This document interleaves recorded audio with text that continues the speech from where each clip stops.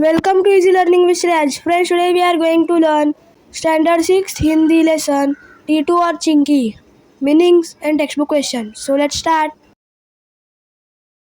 Meaning शब्दार्थ शाखाओं, डालियों, टहनियों, ब्रांच, पड़ोसी, पड़ोस में रहने वाले, नेबर, मुश्किल, कठिन, हार्ड, बसेरा, घर, होम, खोखल, पेड़ के तने में बना हुआ बड़ा छेद, होल, परेशान, त्रस्त, ट्रबल, आसमान, आकाश, स्काई, तना, पेड़ का निचला भाग, ट्री ट्रंक।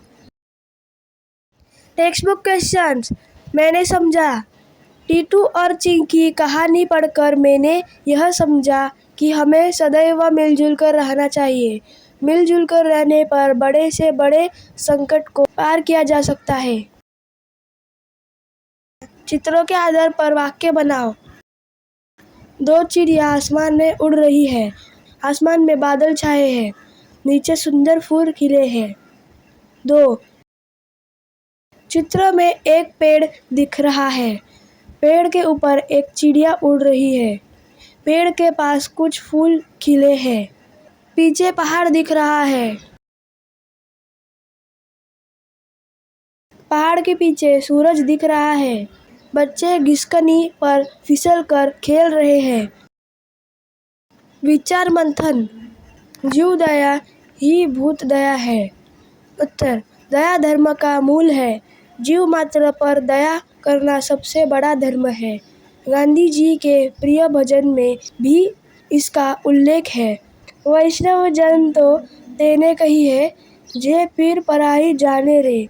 गीता में भगवान श्री कृष्ण ने कहा है, समोहम सर्वभूतेषु, अर्थात मैं सभी प्राणियों में समत्व रखता हूँ। अतः सभी जीवों पर दया करना ही सभी प्राणियों पर दया करना है। भाषा की ओर। विराम चिन्ह रहित अनुच्छेद में उचित विराम चिन्ह लगाओ।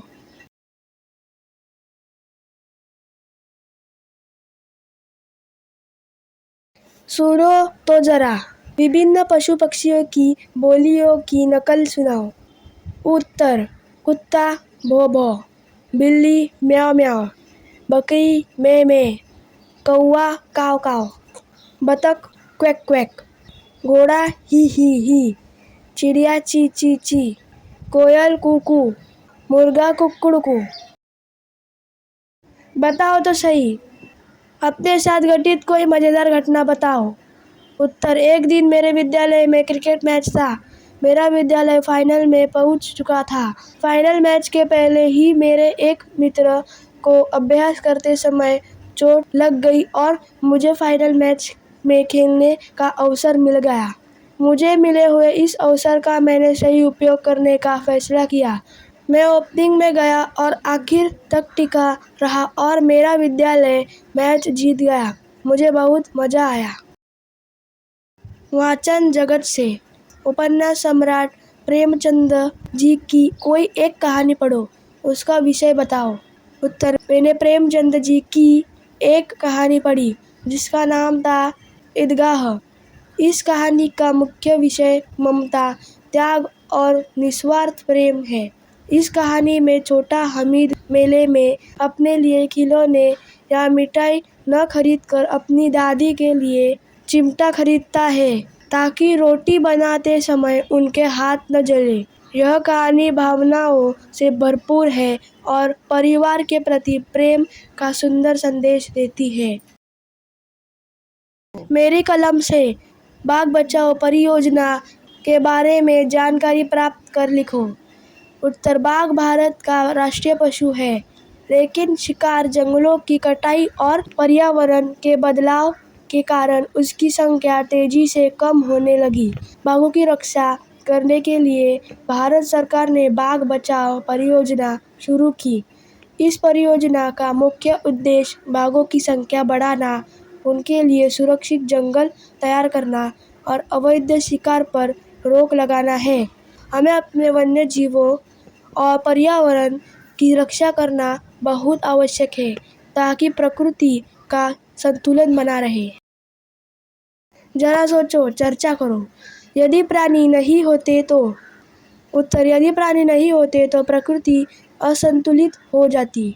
ईश्वर ने प्रकृति को संतुलित रखने के लिए विभिन्न प्राणियों को बनाया है। उनका भोजन भी इसी को ध्यान में रखते हुए निर्धारित किया है। यह धरती घास और पेड़ पौधों से संतुलित रहे, इसके लिए कुछ प्राणियों को शाकाहारी बनाया, और यह धरती प्राणियों से संतुलित रहे, इसीलिए कुछ को मांसाहारी बनाया। पशु पक्षी न होने पर पर्यावरण प्रदूषित हो जाता, क्योंकि कई प्राणी कचरा और कीड़ों को नियंत्रित करते हैं। इसीलिए प्राणियों का अस्तित्व पृथ्वी के लिए अत्यंत आवश्यक है। कहानी का सारांश अपने शब्दों में लिखो। उत्तर, एक पेड़ के खोखल में टीटू गिलहरी अपने बच्चों के साथ रहती थी। उसी पेड़ की शाखाओं पर घोंसले में चिंकी चिड़िया अपने बच्चों के साथ रहती थी।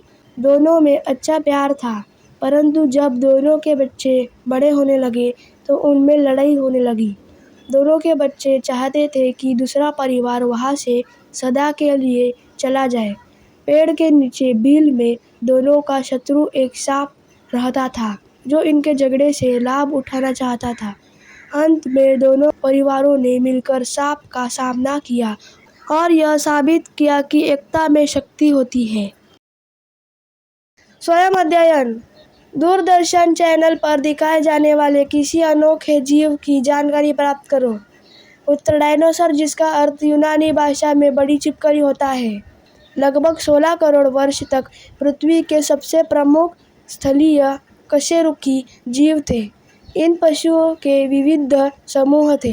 जीवाश्म वैज्ञानिकों ने डायनासोर के अब तक 500 विभिन्न वंशों और 1000 से अधिक प्रजातियों की पहचान की है, और इनके अवशेष पृथ्वी के हर महाद्वीप पर पाए जाते हैं।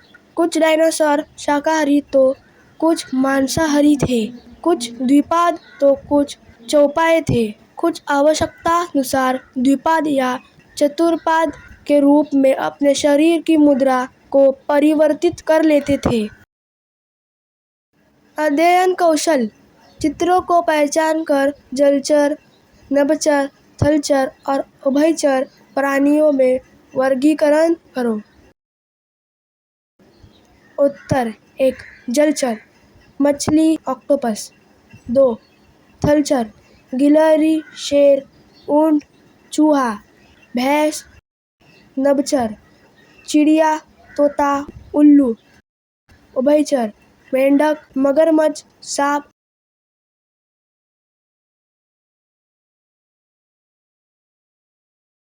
So friends, if you like this video, please subscribe my channel and don't forget to press the bell icon. Thank you friends and bye bye.